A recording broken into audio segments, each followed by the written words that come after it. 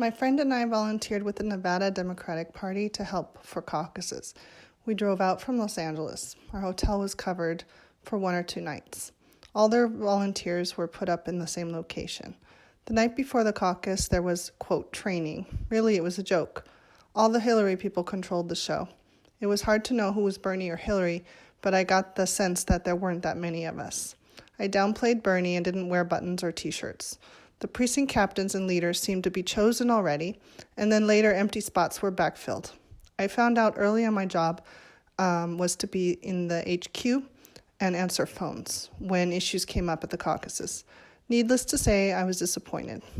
But by miracle, while I was in line getting dinner in the headquarters, someone pulled me out and asked if I'd go to a caucus location the next day, so I said yes. I was then turned over to another group of people that were training and discussing caucus procedures.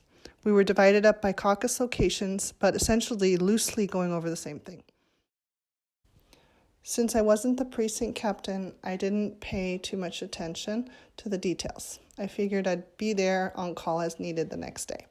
So the next day, the 4 of us carpooled to the location early to set up. New York Hotel, upstairs in one of the salons. Here we are, the calm before the storm. There were literally 3 volunteers to run the whole thing, plus the precinct captain, Hillbot lady in the corner. Soon the press came, then cheering supporters came. Here the nurses for Bernie. We were told we could not wear candidate gear, but I had a Bernie button on my purse on the ground next to me at all times. I would highly recommend that all caucus goers not identify themselves for a certain candidate until they are safely inside the caucus. At one point, there was a Bernie lawyer on the scene. He asked me if he could see the rules about electioneering in line, or maybe I told him there had been electioneering going on in line, and that wasn't allowed. He took a picture of my guidelines. Soon it was chaos. Lots of hotel workers, Latina moms who forgot their glasses that needed help signing up to be Democrats. Then you had people checking in because that was their location, and sometimes people came in pairs. And for one, it was their location. For another, it wasn't. For one Bernie-looking couple, I let them know of that, but said I'd have to ask the precinct captain. She came out, took one look, and said no, that the woman could stay, but the man would have to drive across town to go vote before his caucus closed. 20 minutes later, an older white couple came, and it was the same story. I told them no, but they insisted, so I got the precinct captain. She came out, took one look, and said, "That's fine, they can both come in to vote." I protested, and needless to say, that didn't happen, and only one came in to vote. There was no one else other than 2 of us checking people in. We were told to grab equal numbers of Bernie and Hillary volunteers to help us check people in to make it go quicker. I insisted on doing the voter registration myself, though. I heard the line went down the elevator and into the casino, outside and around Starbucks. No way to check for electioneering down there, and certainly not just the 3 or 4 of us volunteers running the whole thing. People were getting antsy, so they started counting inside. At some point, we stopped checking people in, and I was called in to help count, which they had already started. This is what I saw. People were divided into different sides of the room. Bernie, Hillary, and undecided, and everyone was holding tickets or ballots. There was also a taped-off area just for observers and supporters.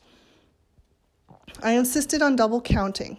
Counting was hard because people would shuffle, stand up, sit down, move, etc.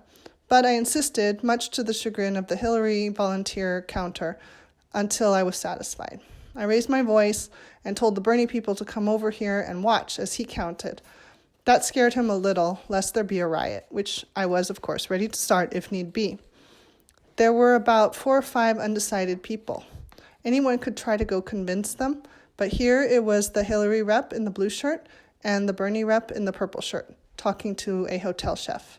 He was obvious to me that the purple reps had no idea what they were doing.